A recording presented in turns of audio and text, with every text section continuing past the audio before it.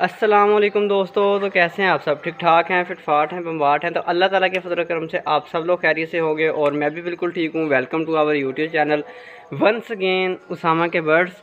तो दोस्तों मैं कुछ मसरूफियत की वजह से वीडियो अपलोड नहीं कर सका, लेकिन आपको पता है कि भाई वीडियो अपलोड करते रहते थे और आपके साथ फार्म की अपडेट शेयर करते रहते थे। और आज ख़ुद मैं आपको अपने मिनी पोल्ट्री फार्म की अपडेट शेयर करता हूं आपके साथ। और आपके साथ एक बड़ी इम्पोर्टेंट बात करनी है कि क्या पोल्ट्री फार्मिंग वाकई एक ज़बरदस्त काम है या इसमें लॉसेस के चांस भी होते हैं। तो दोस्तों सबसे पहले मैं आपको बताता चलूं कि पोल्ट्री फार्मिंग एक ऐसा काम है जो कि इंसान को रातों रात अमीर भी कर सकता है और रातों रात गरीब भी कर सकता है। फॉर एग्ज़ाम्पल कि जब आप इसकी वजह क्या है वो भी मैं आपके साथ शेयर करूंगा कि ऐसा क्यों है। तो सबसे पहले मैं आपको बताता हूं कि जब भी इन्वेस्टमेंट की जाती है, चाहे आपने 1 लाख रुपए का आपने चूज़ा डाला है, चाहे 2 लाख रुपए का चूज़ा डाला है, तो उनकी प्रॉपर वैक्सीन का ख्याल रखा जाता है और डॉक्टर हायर किया जाता है जो कि डेली फार्म विज़िट करता है आपका और इनकी वैक्सीन का ख्याल रखता है। और अगर एक भी चूज़े को कोई बीमारी आती है तो वो सारे चूज़ों को भी लग सकती है, फैल जाती है बीमारी पूरे फार्म पे और रातों रात सारे बर्ड्स बीमार हो जाते हैं और आपको लॉस हो जाता है। ये इनकी पोल्ट्री फार्मिंग की मेन रीज़न है कि एक बर्ड भी आपका बीमार हो गया तो आपका सारा जो फार्म है वो इससे इफ़ेक्ट हो सकता है। तो दोस्तों जैसा कि आप जानते हैं कि मैंने आपको कई बार वीडियोस में बताया है कि अगर आप छोटे लेवल की फार्मिंग कर रहे हैं 100 बर्ड से 200 बर्ड से, तो आपको लॉसेस के चांस काफ़ी कम है, लॉस के चांस। उसकी वजह क्या है वो भी मैं आपको बता देता हूँ।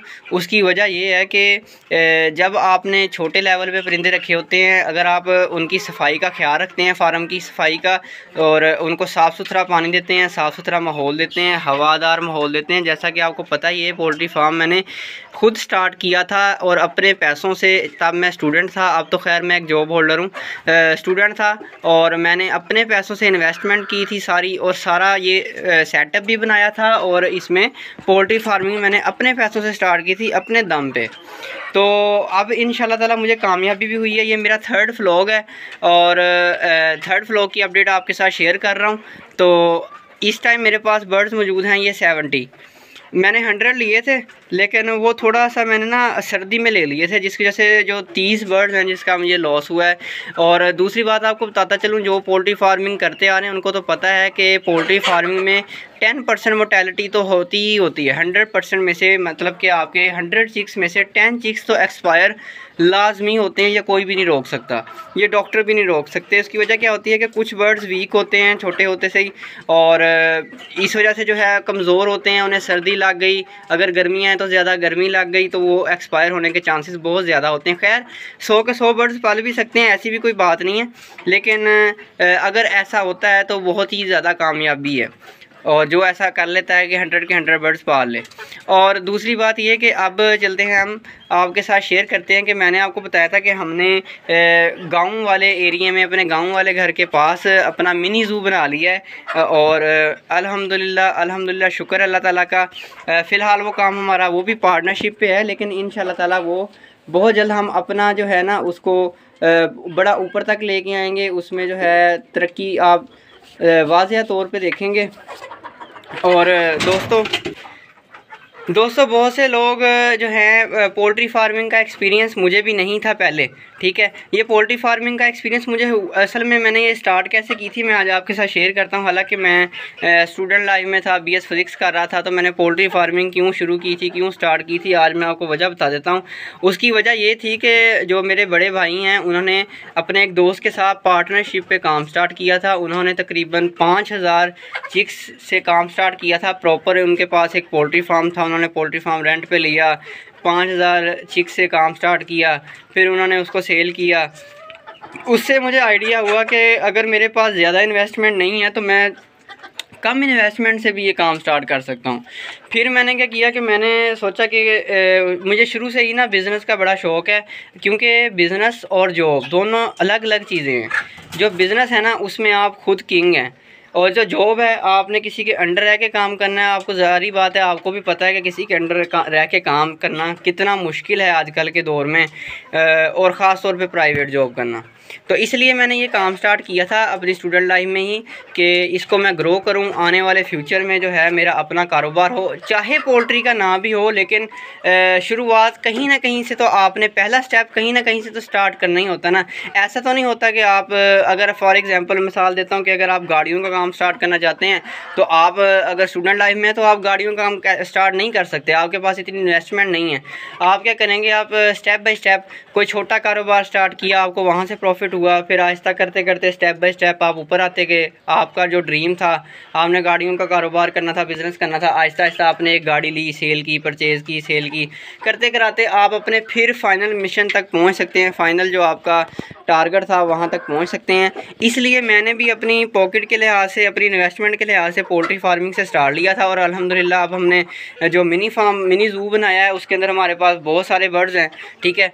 और मैं इस फार्म को कभी भी स्किप नहीं करूँगा। उसकी वजह क्या है वो भी मैं आपके साथ शेयर कर देता हूँ। हालांकि हमारे पास वहाँ पे यूनिक ब्रीड्स हैं, फैंसी ब्रीड्स हैं, लेकिन फिर भी मैं ये वाला काम नहीं स्किप कर सकता, क्योंकि आपको जैसे कि इंसान को होता है ना कि जिससे इंसान ने शुरुआत की थी वो सबसे इम्पोर्टेंट चीज़ होती है इंसान के लिए। तो इसी वजह से मैं भी अपना इस काम को कभी भी स्किप नहीं करूँगा। इसके साथ ही साथ हम अपना मिनी ज़ू का भी काम जारी रखेंगे।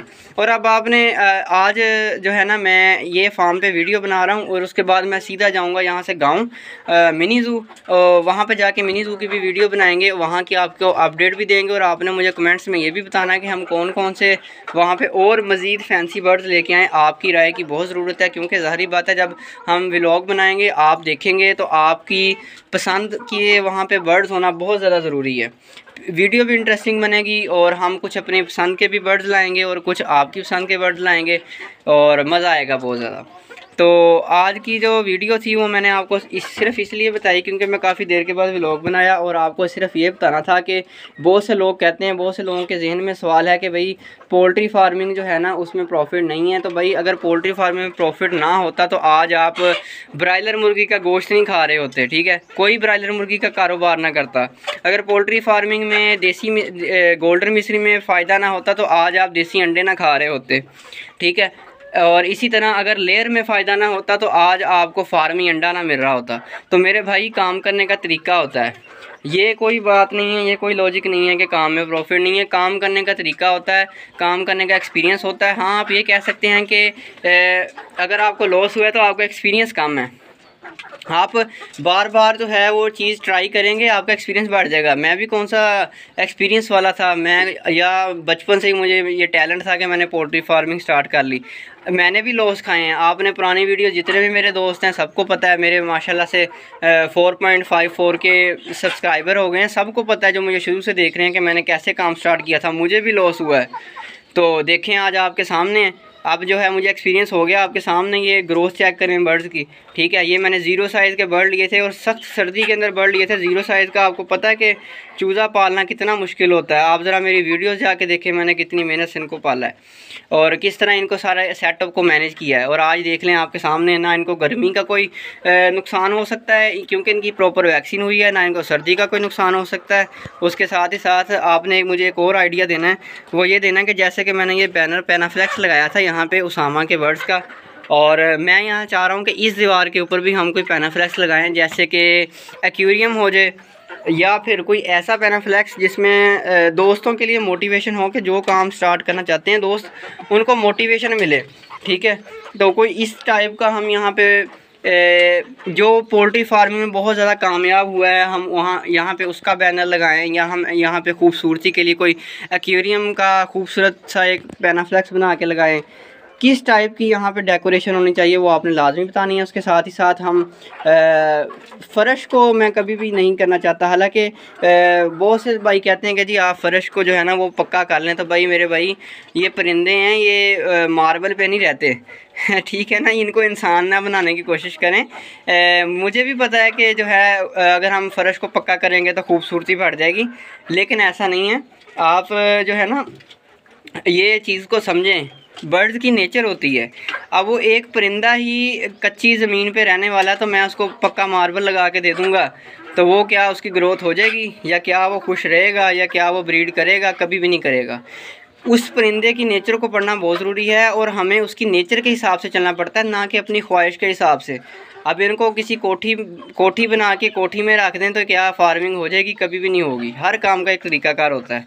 माजरत के साथ अगर किसी को ये बात बुरी लगी है तो मिलते हैं इंशाल्लाह ताला नेक्स्ट वीडियो में। दुआओं में याद रखिएगा। तब तक के लिए अल्लाह हाफिज़। और चलते हैं अपने मिनी ज़ू पे, लेकिन इस वीडियो में नहीं, नेक्स्ट वीडियो हम मिनी ज़ू पे बनाएंगे इंशाल्लाह।